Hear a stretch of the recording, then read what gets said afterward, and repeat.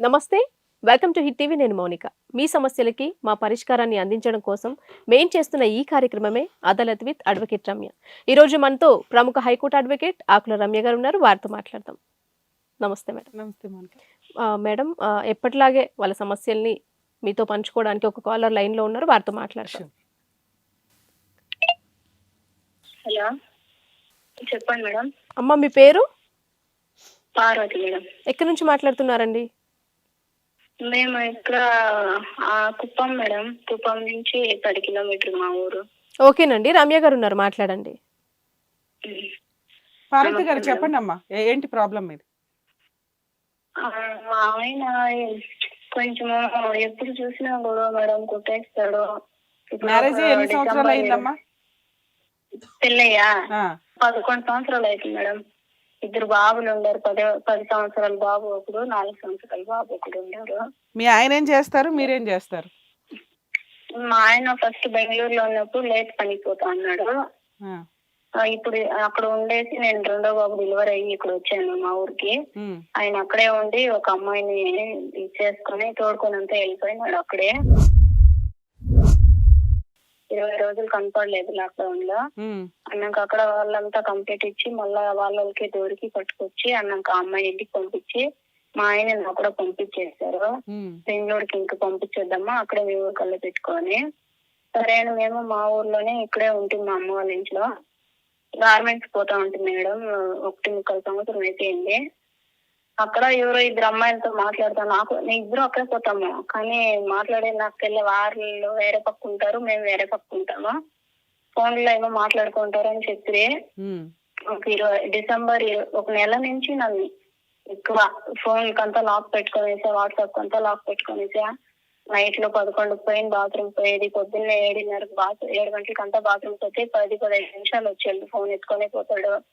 ఏం చేస్తావు అట్లా ఎత్తుకొని పోయాని అడిగితే, నీకేం ఇద్దరు ఏంటి అట్లా సౌండే లేకుండా ఏంటి అట్లా ఫోన్ ఎత్తుకోపోయేది ఎప్పుడు నువ్వు ఎందుకు లాక్ పెట్టినావు అంటే, అవును నువ్వు చేస్తాను చూడు, ఏం చేస్తాను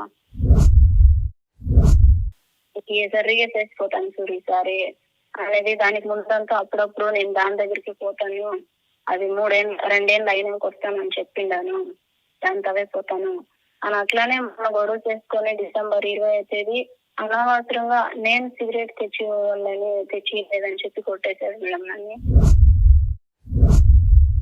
కొట్టేసి మా నాయన నన్ను అదే చెడ్డ మాటలంతా అని కొడతా ఉంటే మా నాయన కొట్టేసి పోయిన దానికి గొడవాడుకొని వెళ్ళిపోయినాడు. సరే వాళ్ళ ఊర్లో ఏమో ఉంటది అనుకుంటే బెంగళూరుకు వాళ్ళే ఫోను డబ్బులు అంతా సినిమా అంతా ఇచ్చారు, బెంగళూరుకి పంపించినారు. ఫస్ట్ 6 పని చేసుకుని ఆ అమ్మాయిని తోడుకొని వెళ్ళిపోయినా అదే ప్లేస్ లో పోయి అదే ఫ్యాక్టరీలో పని చేరిండారు. ఆ అమ్మాయి ఫస్ట్ ఆ ఇంట్లోనే అదే ఇంట్లోనే ఉంది. అమ్మాయికి ఇంకా పెళ్లి కాలేదంట. అంటే ఇప్పుడు మీరంతా అడగలేదా అండి, మీ ఫ్యామిలీ మెంబర్స్ అంతా ఆయన్ని? అడిగిందే అంత తోడుకొని వచ్చేసింది కదా. అడిగితే అవును నేను అట్లా చేస్తాను చూసివే అని చెప్పి అడుగుతాడు. ఏమన్నా ఇట్లా ఏమన్నా డౌట్ వచ్చి అడిగితే నన్ను ఇట్లా డౌట్ పడతావా అంటావు. ఇప్పుడు మేడం బెంగళూరులో ఉండే వాళ్ళు చెప్తారు, ఇక్కడ వచ్చినాక ఎవరో మీ ఫ్యాక్టరీలో ఉండే అమ్మాయి అంట, అమ్మాయి మాట్లాడుతా ఉంది. సరే మేడం, బెంగళూరులో ఉండేవానికి మా ఫ్యాక్టరీలో ఉండే అమ్మాయి పేరు ఎట్లా తెలుస్తుంది మేడం? ఎలా తెలిసిందంటావు? అదే వీళ్ళు మాట్లాడిండేది వాళ్ళు మాట్లాడుకో ఉన్నారు. మా ఆయన అమ్మాయి దగ్గర మాట్లాడిండేది వాళ్ళు చూసిండారు. వాళ్ళ క్లోజ్ ఫ్రెండ్ ఒక అబ్బాయి, అందుకనేసి వీడికి తప్పు ఉంది కానీ వీడు వచ్చినాడు కాబట్టి మనం చూడాలి అనేసి ఏదో ఒక రోజు ఏమో వాళ్ళ ఇంట్లో పెట్టుకొని మళ్ళా పని అడుక్కోమని ఆడికి ఫ్యాక్టరీ వాళ్ళే రూమ్ చూసినట్లు ఆడిపోయి ఉండి అప్పుడు ఆ అమ్మాయిని రిక్వెస్ట్ చేసుకుందాము, నేను వచ్చేయండి చూడి నీకోసమే అని ఉందంట. ఇట్లా వదలొద్దు, మళ్ళీ వాడు తోడుకొని ఇంకెక్కడైనా వెళ్ళిపోయాను, వాడు తోడుకొని పోయిడే ఉన్నాడని వాళ్ళకి తెలియకుండా మాకు చెప్పారు మేడం. నేను 10,000 రూపాయలు కారు పెట్టుకుంటూ కోచింగ్ పని చేస్తా ఉండే. రమ్మంటే రాలేదు, నేను వచ్చేలేదు, నేను పని చేస్తాను అని చెప్పేసి నన్ను సరే నేను నీ కూడానే ఉంటాను, నీ కూడానే వస్తాను అనే దానికి నాడే కొట్టాడు. కొట్టేసి సరేరా నేను కార్లో అంత వచ్చేలా ట్రైన్ లో పోదాము అనేసి నన్ను తోడుకుపోయి అక్కడ బస్ స్టాండ్ లో వదిలేసి బండిలో అక్కడ రైల్వే స్టేషన్ బస్ స్టాండ్ పోయి ఆడుకోతే వెళ్ళా, లిఫ్ట్ ఆడుకొని బండిలో వెళ్ళిపోయా. నేను ఆడే వెళ్ళిపోతాను. మా నాయన వాళ్ళు కార్లో వచ్చిండ్రు కాబట్టి మేము పోయింటిని, వాళ్ళు భోజనం చేస్తాంటారు. ఫోన్ చేసి ఇట్లా వదిలేసి వెళ్ళిపోయింది రాంగ్ అని అడ్రస్ పెట్టి మళ్ళీ వాళ్ళు కూడా వస్తుంది కార్లో. అన్నకు వచ్చి రెండో రోజు ఫోన్ చేసి మా వాళ్ళకి చెప్పినా, నేను ఇక్కడ వచ్చినాను, మీరేమో మాట్లాడాలంటారు కదా రాండా అని. వాళ్ళు వెళ్ళిపోతే అన్నకి ఇట్లా ఊర్లో పెద్ద మనుషులు తోడుకుపోయినా, ఏం గొడవ అప్ప ఎందుకు ఇట్లా చేస్తుంది అంటే, నన్ను ఎట్లా అంటే అట్లా అడుగుతుంది, ఎట్లా అంటే అట్లా తిడుతుంది అని చెప్పాను. నా ఎందుకు తిడతాను, నన్ను సిగరెట్ తమ్మంటాడు, నేను ఎప్పుడైనా తెచ్చిచ్చిందనా అంటే వాళ్ళు, సరే అమ్మా ఏమో అడిగేసి కదా ఒకటి తెచ్చిచ్చేసింటే పోయింది కదా అని చెప్తారు. నేను ఎప్పుడన్నా తెచ్చిచ్చింటే కదా నేను తెచ్చిచ్చేకి, నువ్వు కావాల్సిందా నా తెమ్మని చెప్పి జగన్ కదా నన్ను కొట్టేసిపోతే నువ్వు అది కదా అడగల్లా. ఇది ఎప్పుడు జరిగిందమ్మా? సిగరెట్ తీసుకురమ్మంటే నువ్వు తీసుకురాకపోవడం, కొట్టడం జరిగి ఎన్ని సంవత్సరాలు అయింది? డిసెంబర్ 20వ తారీఖు జరిగింది మేడం. ఆయన వెళ్ళిపోయి నాకు 20 రోజులు కనపడలేదు, బెంగళూరులోనే ఉన్నాడు. కానీ వాళ్ళ ఊరు మా ఊరు నుంచి. ఏ సంవత్సరం? 2 months బ్యాక్? ఎప్పుడు? అవును అవును మేడం, డిసెంబర్ లో. ఓకే. అప్పుడు అన్నకు పోయినాం, మాట్లాడుకుని అంతా సరే అయింది అంతా. ఇప్పుడు వచ్చి అక్కడే ఉండమన్నారు. ఇల్లు సరిగ్గా లేదు మేడం ఆడ, అందుకనేసి 3 నెలల ఇల్లు రెడీ చేసుకుందాము అనేసి ఇక్కడ మా అమ్మ వాళ్ళు మాకు సెపరేట్ గా ఇల్లు ఇచ్చిన్నారు, అక్కడే ఉండాము. కానీ ఇప్పుడు రోజు ఫస్ట్ లో నైట్ లో తెచ్చి పెట్టుకుంటారు, నైట్ తాగేది. ఆ అమ్మాయి గురించి రాత్రి కూడా అడుగుతాడు, మేడం నీకేం కష్టము అమ్మాయిని తెచ్చి పెట్టుకుందాము, నువ్వు చెప్పినట్లు ఉంటుంది, నేను తాళు కట్టిన భార్య అది. ఆది తాళు కట్టిన భార్య అయితే నేను ఎవరు, అందరు మనుషులు పెళ్లి చేసుకున్నాను, 2 బిడ్డలు అయినారు, నేనేమిటి నువ్వు పెండ్లామే, నువ్వు ఫస్ట్ పెండ్లాము అని ఎంత అంటాడు.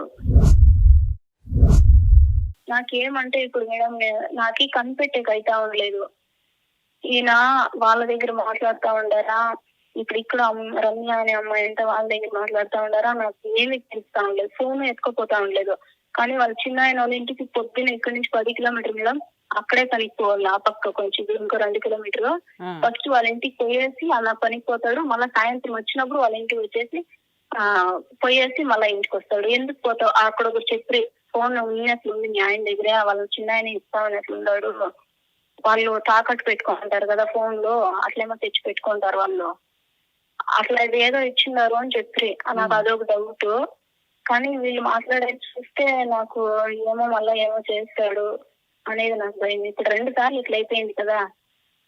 ఫస్ట్ తోడుకోపోయేసి ఇప్పుడు చెప్పుకొని మళ్ళీ కొట్టేసి ఊరికి గొడవాడు వెళ్ళిపోయా.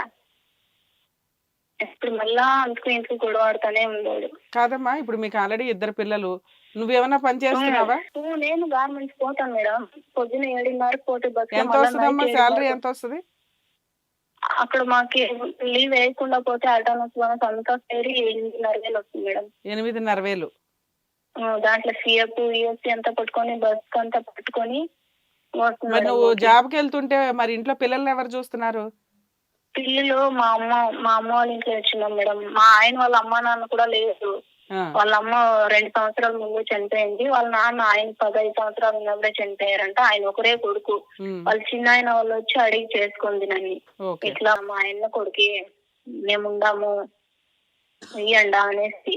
అంటే వాళ్ళ చిన్న ఆయన భార్య మా ఊరే ఐముది. మరి మీ అత్తగారు ఎక్కడ? వాళ్ళు చూసి అది లేదు, ఆమె 2 సంవత్సరాల నుంచి చనిపోయింది. ఆవిడ చనిపోయింది, వాళ్ళ నాన్న మీ పెళ్ళప్పటి నుంచే లేడు. మరి ఇతను ఇట్లా తప్పులు చేస్తుంటే ఇతన్ని కంట్రోల్ చేసే వ్యక్తులు ఎవరు? ఎవరు లేదు మేడం. ఇతనికి కంట్రోల్ చేయడానికి ఎవరు లేరు, ఇక ఎవరు చెప్పినా వినడు కాబట్టి గాలికి తిరుగుతున్నాడు. కాదమ్మా, ఇప్పుడు ఇతనికి చెప్పేవాళ్ళు అమ్మా నాన్న లేరు, అన్నదమ్ములు లేరు, ఎవడో లేడు. దానివల్ల భార్య పిల్లలంటే రెస్పెక్ట్ లేదు, భార్యను జాగ్రత్తగా చూసుకుందాం అన్న గౌరవం లేదు. ఆయన అక్రమ సంబంధాలు పెట్టుకుని ఆయన గాలి తిరుగుడు ఆయన తిరుగుతున్నాడు. అవును మేడం. ఇప్పుడు మీరిద్దరు కలిసి ఉన్నారా, దూరంగా ఉంటున్నారమ్మా? కలిసే ఉందాం. అంటే నాకు దూరం పెట్టాడు. అప్పుడు 2 రోజులు చూడను చూస్తే దానంతా కొట్టాడు కూడా, వాళ్ళే ఎదురుగానే పక్కన కూర్చొని దానికి. కానీ నేను ఇంకా అట్లా వదిలితే ఎట్లా మళ్ళా దూరం అయిపోతాడని నేనే దగ్గర అవుతాను. వెరీ గుడ్ అమ్మా, మంచిదానివి. బాధపడకమ్మా, చెప్పు. నాకు ఏమి లేదు మేడం, నాకు కనిపెట్టేకైతే మీరైతే కనిపెడతారు కదా, కావాలంటే ఆయనకు నా ఫోన్ నా సిమ్మే కావాలంటే ఇచ్చేసి పెట్టుకో అని చెప్పి చేస్తాను. ఎవరికన్నా చేస్తారా, ఏం మాట్లాడతారని మీరే కనిపెట్టాలి మేడం. మాకేమంటే మా అమ్మ చనిపోయి సంవత్సరం అయితే ఉంది. అరే భయ్, నీకు అమ్మ లేదా?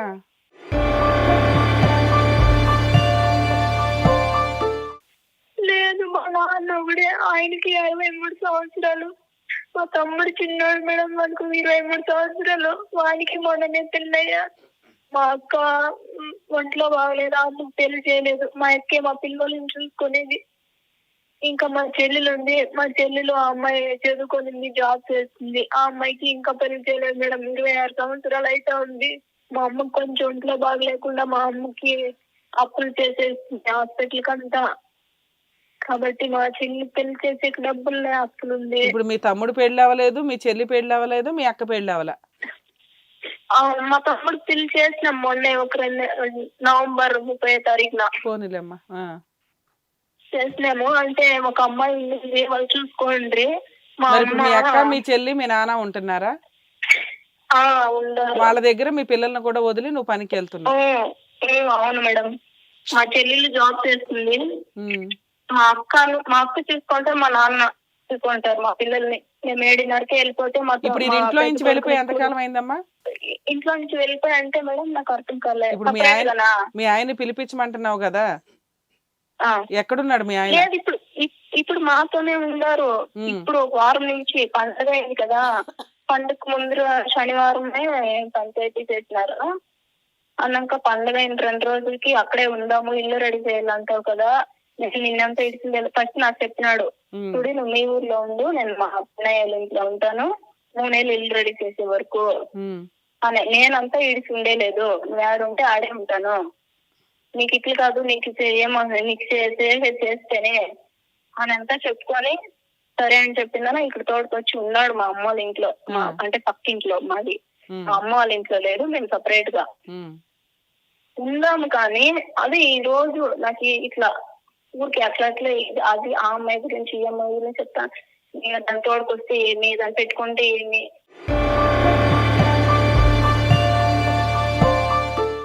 ఎవరు అయితే ఒప్పుకుంటారు మేడం? నాకు 2 బిడ్డలు ఉన్నారు వేరేదా. నేను చెప్తాను, నీకెందుకు ఆ పని, నువ్వు కావాలంటే ఇంట్లో నేను సంపాదించుకొని చేస్తాను అంతా చెప్తాను. నాకేమే చెయ్యకాలు బాగుండాలి, నేను సంతోషంగా ఉండాలంటే అది ఉండాలా. ఏమో అది వస్తే నాకు సంతోషము. నాకు ఎవరిని చూసేలేదు, ఆ బిడ్డల్ని చూసేలేదు, చెప్పినట్లు ఏంటాను అంటాడు. అంటే దాని తోడు రాకపోతే నువ్వు ఆ బిడ్డలన్నా. ఇప్పుడు మన పంచాయతీ జరిగింది కమ్మా, పంచాయతీలో ఏం ఒప్పుకున్నాడు? ఇక నుంచి జాగ్రత్తగా ఉంటానని. అయ్యో వాళ్ళు ఏమీ అడగలేదు మేడం. సరే మా మగోడు తాగుతాడు, ఎవరు తాగేది కాలమో ఈడిపోని, ఏదో మీ రాత ఏం చేయది, ఏదో కలిసి ఉండండా, బిడ్డలు ఉండారు, వాళ్ళ చేతులు నాశనం చేయద్దండా, ఎలా బాగుండు అంటే అవునా అవునా అని. కానీ ఇప్పుడు మా ఊర్లో పొద్దున్న కూడా పోయి కళ్ళు తాగేసి వచ్చినారు మేడం. అదే కొనుక్కోండి ఇప్పుడు. నైట్ కూడా తెచ్చి ఇంట్లో పెట్టుకోమన్నాడు. నైట్ తాగే, మొన్న నైట్ తాగినాడు. నైట్ తాగే ఆ మాటలు అంతా చెప్పా, తోడుకొస్తే నీకేం బాగా, ముగ్గురు కలిసి ఉందాము, అట్లా బిడ్డల కంటే ఒక ఆడబిడ్డ కానిలే, మనకు ఆడబిడ్డ లేదు కదా అని అంటాడు మేడం. అమ్మో, ఇప్పుడు ఏంటి మేడం, నేను మీ పెద్ద మనుషులు పంచాయతీ చేస్తే నీదేదో నీతో 1 వీక్ నుంచి కలిసి ఉంటున్నాడు, కానీ అప్పటి నుంచి తాగుతున్నాడు, తాగిని ఎదురు తెచ్చుకొని ఇంట్లో పెట్టుకుంటున్నాడు, మళ్ళీ అయిపోతే స్టోరేజ్ వెంటనే గబగబా తాగాలి అని. ఇప్పుడు ఆ అమ్మాయిని తీసుకొచ్చి నీతో పాటు ఉంచుతానంటున్నాడా? అట్లానే అంటాడు. నువ్వు పోయింటివి కదా, దాన్ని చూడనే లేదంటావు, ఎట్లా మాట్లాడతావు నువ్వు? నేనేం పోతాను వాళ్ళ ఇంటికి, నువ్వు ఒప్పుకుంటే డైరెక్ట్ గా పోయి వాళ్ళు అడిగి ఆ బిడ్డకి ఎట్లున్నా చెప్పిందంట, 2 ఏళ్ళు అయినాక వస్తానని. నువ్వు ఒప్పుకోండవు అని చెప్పి నేను తోడుకొస్తాను. అమ్మో, ఒప్పుకోండవు అంటే ఆరంభం వస్తుంది. మరి ఈ విషయం నువ్వు పెద్ద మనుషులతో చెప్పలేదా?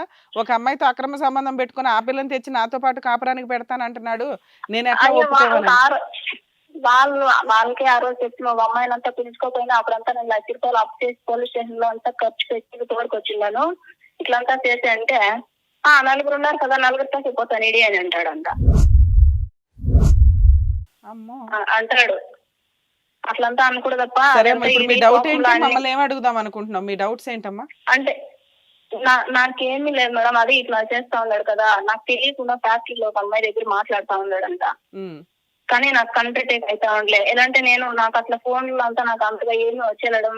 పొద్దున్నే కూడా నంబర్ పెడదామంటే వేరే వాళ్ళని అడిగి నంబర్ ఎట్లా పెట్టాలి దీంట్లోకి అని చెప్పాను. నాకు అంతగా ఏం తెలియదు మేడం ఫోన్ లో. ఇప్పుడు ఒక అమ్మాయితో సంబంధం ఉంది, ఆ అమ్మాయి కాకుండా ఇంకొక అమ్మాయితో మాట్లాడుతున్నాడు. ఇంకా అయ్యో ఈ అమ్మాయి ఇప్పుడు వెళ్ళి చూడు 20 రోజులు ముందర అప్పుడు ఇంకొక అమ్మాయి దగ్గర మాట్లాడుతా ఉండి ఆ అమ్మాయి ఫోన్ చేసి వీడు ఫోన్ ఎత్తలేదని, అంటే ఫోన్ అంతా వదిలేసి వెళ్ళిపోయింది. ఆ, ఫోన్ ఎత్తలేదని ఆ అమ్మాయి చేసి మా మొగుడే అనుకొని మా తమ్ముడి దగ్గర మాట్లాడింది.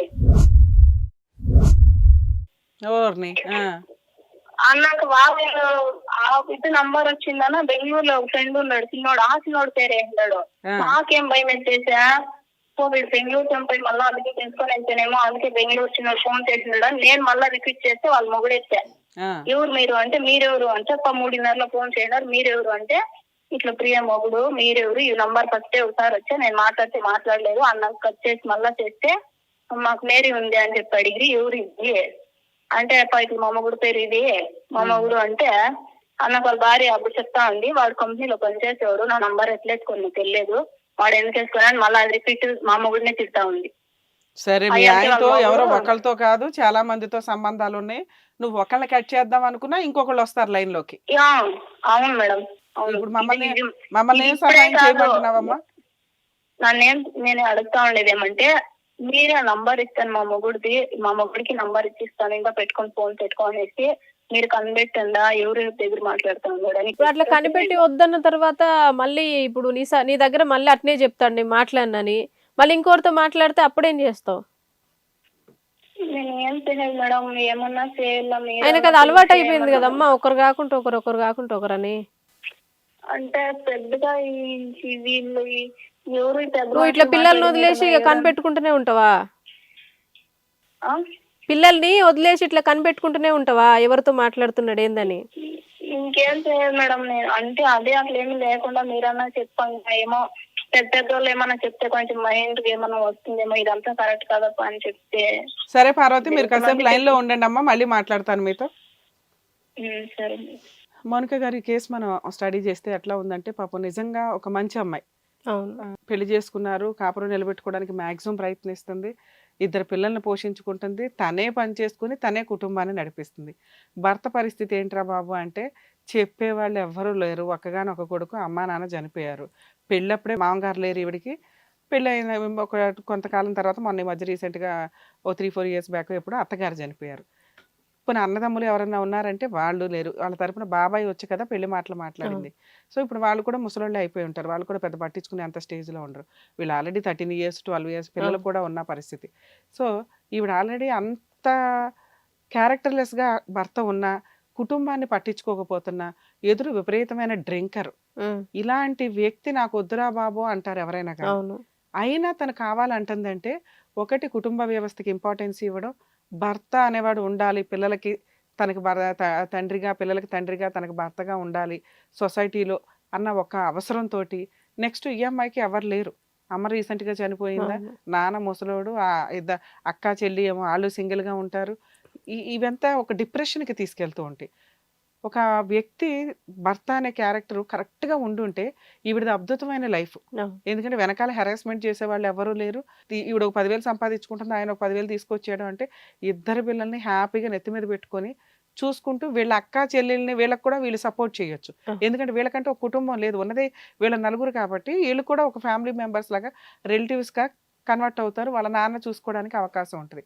సో ఇక్కడ ఆ సీనే లేదు, అతనికి చెప్పేవాళ్ళు ఎవ్వడో లేకపోవడం వల్ల భార్య అంటే ఒక చులకన, లెక్కలేనితనం, అది ఎంతలా అయిపోయిందంటే నేను ఏం చేసినా ఈ అమ్మాయి నన్ను వదలదు, నా మీద ఏ కేసులు వెయ్యదు, నాకు చెప్పేవాళ్ళు ఎవడో లేడు, నేనే ఇక రాజుని, నేనే మొండోడిని, నేను ఏదన్నా చేసుకొని తిరుగుతాను అన్న ఒక పొజిషన్లో ఉన్న వ్యక్తి. నిజంగా అది నిస్సహాయ స్థితి. ఇప్పుడు ఈవిడికి అమ్మ నువ్వు లీగల్గా వెళ్ళిపోమ్మా, అతను అంతు తేల్చేసే టూ అంటానికి ఏమీ లే, ఎందుకంటే ఈవిడంటూ లీగల్గా వెళితే పని వదిలేసుకొని తిరగాలి. నెక్స్ట్ ఒకవేళ తిరిగింది అయినా కానీ ఓపిక పెట్టుకొని అంటే అక్కడ ఏమీ లేదు, ఆస్తులు ఉన్నాయా లేవు, ఉన్నా ఏదైనా ఒకటి ఉన్నా పిల్లలకు వస్తాయి, ఈయన ఏమైనా సంపాదించాడా లేదు, ఈయన చేస్తున్న పని ఏంటి బాగా తాగడం, గాలికి తిరగడం, ఎక్కడ ఈ అమ్మాయి దొరికిద్దా అని గాలం వేయడం.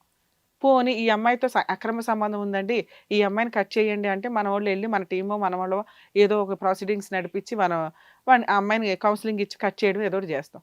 ఆ అమ్మాయే కాదు కదా, 20 రోజులు ఒక అమ్మాయితో వెళ్ళిపోయాడు, రీసెంట్గా ఇంకో అమ్మాయితో మాట్లాడుతున్నాడు, ఎదురు ఈయనే ఒక కండిషన్ పెడుతున్నారు, నేను ఒక అమ్మాయిని తెస్తాను, మనం మీ ముగ్గురితో పాటు ఆవిడ కూడా ఉంటుంది, ఇంకొక గుప్పుడు బియ్యమే కదా ఎక్స్ట్రా ఉండేది అని విడ్డూరంగా మాట్లాడుతున్నాడు. ఇప్పుడు ఆ అమ్మాయిని కూడా తీసుకొస్తాడు అనుకుందాం, సరే యాక్సెప్ట్ చేయిద్దాం. మళ్ళీ ఇంకో 5వ అమ్మాయి 6వ అమ్మాయి 7వ అమ్మాయి ఇలా వస్తానే ఉంటారు కదా, లెక్కే లేదు ఇక్కడ. సో ఇతనికి ఆల్రెడీ ఒక టైప్ ఆఫ్ మొండితనం వచ్చేసింది. ఇలాంటి వ్యక్తిని ఈవిడ ఏం చేయాలి అంటే మేబీ ఇంకో కొన్ని రోజులు అట్లా నడిపించడం. ఎందుకంటే లీగల్గా వెళ్ళినా అతని మీద పెద్దగా యూజే లేదు. ఒక పనికి మాలిన వ్యక్తి. ఇక ఇంట్లో ఒక వస్తువు ఉన్నట్లే అతన్ని ట్రీట్ చేసుకోవాలి తప్ప ఫోటో ఫ్రేమ్ కోసం ఉంచుకోవాల్సిందే అతన్ని. అతను మారిపోవాలి, మంచోడైపోవాలి, చెడు పద్ధతులన్నీ మారిపోవాలంటే అది అతని సహజ లక్షణం.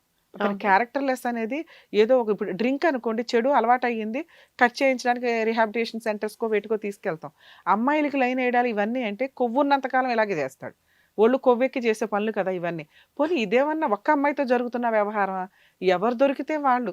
మరి అంత ఖాళీగా అక్కడ అమ్మాయిలు ఎట్ట దొరుకుతున్నారు? ఈయనకున్న టాలెంట్కి ఈయన నోరు తెరిస్తేనే ఏరియా అంతా గబ్బు కొడుతుంది. ఎందుకంటే ఎడిక్ట్, డ్రింక్ అంత ఆల్కహాలిక్గా ఉన్న వ్యక్తిని వాళ్ళు ఎంత ఖాళీగా ఉన్నారో, వాళ్ళు ఎంత నిస్సహాయ స్థితుల్లో ఉన్నారు.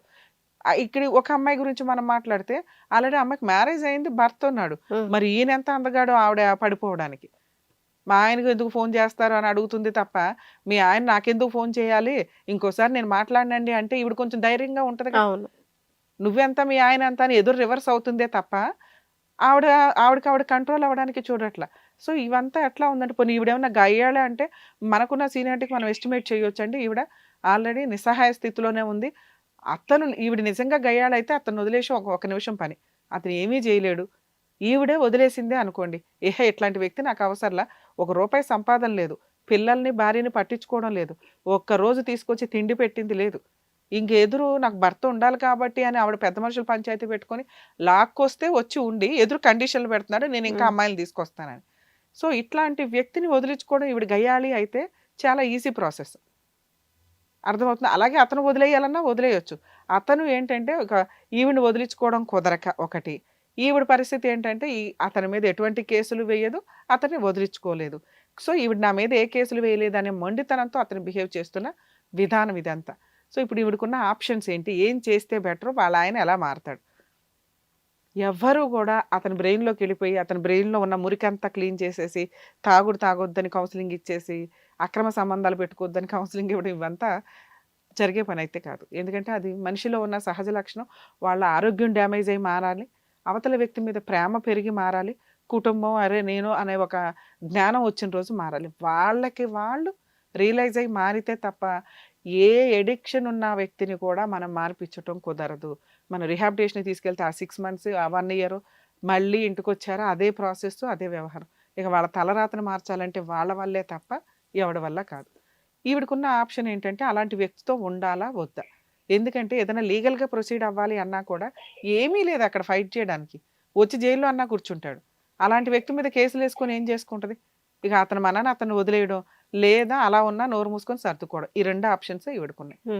సో ఇప్పుడు ఈవిడేమంటుందంటే మన షోలు అవన్నీ రెగ్యులర్గా చూసి అరే కౌన్సిలింగ్ ఏదైనా ఇస్తే ఇతను మారతాడేమో అని మేబీ అంతవరకు మనం హెల్ప్ చేయొచ్చు. అది మాటలు. పార్వతి గారు, అమ్మ మీరు ఇప్పటిదాకా విన్నారు కదా. సో మీ పరిస్థితి అది, మీరు లీగల్గా వెళ్ళరు అన్న ఒక ధీమాతో మీ ఆయన అంత మొండిగా తయారయ్యాడు. ఆయన చెప్తాడు నీకు గమనం నాయకుతో తోడుకుపోయి నోటీస్ తీసి విడాకులు ఇచ్చిస్తాను. నువ్వు ఏ కేసులు వెయ్యవు అన్న ధీమాతో ఎదురు అతనే నిన్ను బ్లాక్మెయిల్ చేస్తున్నాడమ్మా. డైవర్స్ ఇస్తారు, ఏం చేసుకుంటావో చేసుకో, లాయర్ ద్వారా నోటీస్ పంపిస్తాను అని. ఇవన్నీ చిల్లర మాటలు, నువ్వు అసలు అంత పట్టించుకోవాల్సిన అవసరం లేదు.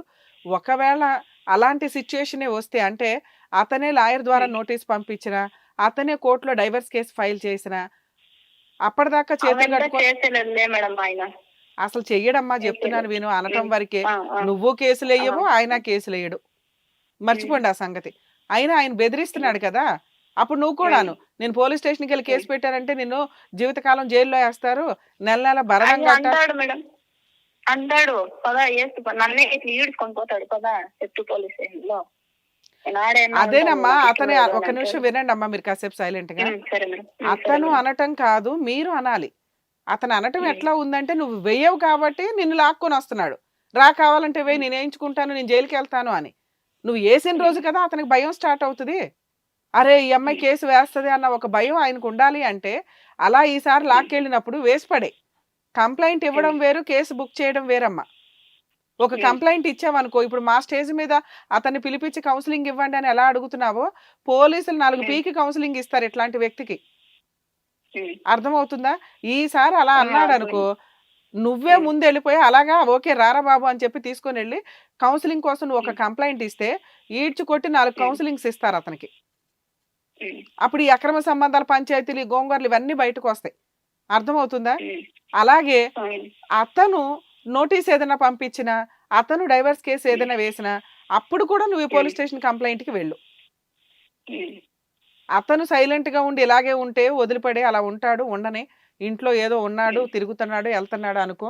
ఒకవేళ అతన్ని కంట్రోల్ చేయాలి అంటే మేమేం చేయగలమో కౌన్సిలింగ్కి మేము ట్రై చేయాల్సిన విధానం ట్రై చేస్తామమ్మా. మీరు ట్రై చేయాల్సింది ఏంటంటే పోలీస్ స్టేషన్ కంప్లైంట్ వరకు వెళ్ళండి, కేసులు ఏం పెట్టొద్దు అతని మీద. కౌన్సిలింగ్ కావాలి. కంప్లైంట్ కూడా ఇచ్చాను, ఈ వీళ్ళు వెళ్ళిపోయింటారు కదా అప్పుడు, కానీ వాళ్ళు ఏం రెస్పాన్స్ లేదు. అమ్మా నువ్వు ఇచ్చిన కంప్లైంట్ మీ ఆయన మిస్ అయ్యాడు, కనిపించలేదు, ఇంట్లో నుంచి వెళ్ళిపోయాడు, ఎతికి పెట్టండి అని.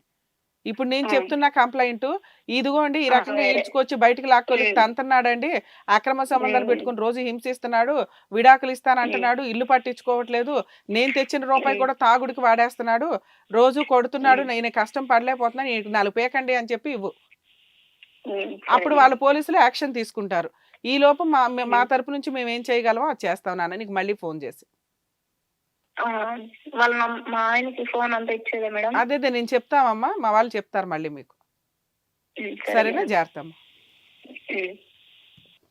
సో యాక్చువల్గా ఈవిడ పార్వతి గారు ఎటువంటి కేసులు వెయ్యరు అన్న ధీమాతోటి అతను ఏం చేస్తున్నాడంటే, అతనే రమ్మని చెప్పు రా, కావాలంటే కేసులు వేసుకుని నేను జైలుకి వెళ్ళి కూర్చుంటాను అనటం. వేసినప్పుడు తెలుస్తుంది అసలు వ్యవహారం ఎలా ఉంటుంది అని. అట్లాంటప్పుడు వీళ్ళు కొంచెం డేర్ స్టెప్ వేయాలి. ఎందుకంటే అతనికి చెప్పడానికి ఎవరు లేరు. ఆవిడ ఉద్దేశం ఏంటంటే మనం పిలిచి కౌన్సిలింగ్ ఇస్తాం, ఆ తాగుడు మానిపిస్తాము అన్న ఒక వ్యవహారం. సో ఇవి అక్కడ నుంచి పిలిపించి బెంగళూరు నుంచి ఇవన్నీ చేయడం అనేది ఎంతవరకు మన టీం డెసిషన్ తీసుకుంటారు. రిమైనింగ్ లీగల్ ప్రొసీడింగ్స్లో ఈవిడ ఒకసారి పోలీస్ స్టేషన్ దాకా వెళ్ళి ఒక్క కంప్లైంట్ అంటూ ఫైల్ చేస్తే వాళ్ళు కొంచెం స్ట్రాంగ్గానే కౌన్సిలింగ్ ఇస్తారు. ఎందుకంటే ఇతని క్యారెక్టర్ అంతా కనిపించేస్తుంది. ఫుల్ డ్రింకరు, ఇల్లు పట్టించుకోడు, భార్య పిల్లలకు రూపాయి ఖర్చు పెట్టడు, వెనకాల ఎవడో లేడు పట్టించుకోవడానికి, అమ్మ నాన్న అన్న దమ్ములు ఎవరు. ఇక గాలి తిరుగులు తిరుగుతూ ఈయన ఫోన్ రికార్డ్స్ తీస్తే ఒక 20 మంది అమ్మాయిలు బయటపడతారు. ఇప్పుడు ఈవిడ చెప్తున్న దాని ప్రకారం. సో ఈ సిచ్యుయేషన్ ఉన్న వ్యక్తికి కాస్త వాత పెట్టాల్సిందే ఆవిడ. కానీ ఈవిడికి వెనకాల బ్యాక్గ్రౌండ్ ఎవరో ప్రాపర్గా లేకపోవడం, భర్త అనేవాడు ఉండాలి, ఆయనే దేవుడు అన్న ఒక ఫీలింగ్ మంచిదే, అలా ఉండే నిలబెట్టుకోవాలి. ఈవిడ వాల్యూ ఆయనకి తెలిస్తే మంచి కుటుంబం ఇది. ఈవిడ వాల్యూ ఆయనకి తెలియట్లా. 2 పిల్లలు, ఈ అమ్మాయి జీవితం నాశనం అయిపోద్ది, నా ఒక్కడి పొగర వల్ల, నా ఒక్కడి చెడు అలవాట్ల వల్ల అన్న జ్ఞానం ఏ మగాడికన్నా ఉంటే 90% కుటుంబాలు బాగుపడతాయండి. వాళ్ళు ఏంటంటే ఒకటి తాగుడు కంట్రోల్ చేసుకోలేక, ఇంకొకటి నేనే మగాడిని, నేనే ఏమన్నా చేయగలను అని. ఈ పొగరు తక్కువగా ఎవరికి ఉంటుంది అంటే అమ్మాయిలు కేసులు వేస్తూ ఉంటారు. కోట్లకు పోలీస్ స్టేషన్కి వెళ్తే తోలు తీస్తారా బాబు, ఎందుకు? వాళ్ళ వెనకాల బ్యాక్గ్రౌండ్ అంతా బాగుంటుంది, తల్లిదండ్రులు ఉంటారు, చెప్పేవాళ్ళు ఉంటారు. అతను ఒక్కడి మీదే కేసు కాదు, ఫ్యామిలీ మెంబర్స్ అందరి మీద పడుతుంది కాబట్టి వాళ్ళు కొంత కంట్రోల్ అవుతారు. ఇలా బ్యాక్గ్రౌండ్ ఎవరు లేని వాళ్ళు ఎట్లా ఉంటుంది అంటే మొండితనం. ఇక్కడ ఉంటే ఇక్కడ ఉంటాడు, బెంగళూరు ఉంటే బెంగళూరు ఉంటాడు, లేకపోతే వేరే స్టేట్ వెళ్ళిపోతాడు. వెతుక్కోలేదు కదా ఈ అమ్మాయి. చుట్టాలు, రిలేటివ్స్ వీళ్ళంతా ఎక్కువ ఉంటే వాళ్ళ ద్వారా పట్టుకోవచ్చు. అమ్మా నాన్న ఎవడో లేడు, రాడు మళ్ళీ వెనక్కి అనే ఒక భయంతో భర్త ఉండాలి అని ఆవిడ ఆలోచిస్తుంది. ఖచ్చితంగా ఇవిడ పోలీస్ స్టేషన్ కంప్లైంట్ ఇస్తే చాలా, కనీసం అతనికి స్ట్రాంగ్గా ఓ దెబ్బ పడే ఒక కౌన్సిలింగ్ నడిస్తే బెటర్. మేబీ పోలీసులు కొట్టరు, కానీ కౌన్సిలింగ్లో ఎక్కడా కొట్టరు. కౌన్సిలింగ్ ప్రొసీడింగ్స్లో పోలీస్ స్టేషన్ దాకా వెళితే ఈవిడ వాల్యూ ఏంటో అతనికి తెలుస్తుంది అనేది నా ఉద్దేశం. మేబీ అలా వెళ్దాం, మన టీం ఏం చేయగలరో చేస్తారు. ఓకేనండి, బాగా ఎక్స్ప్లెయిన్ చేస్తారు. Thank you.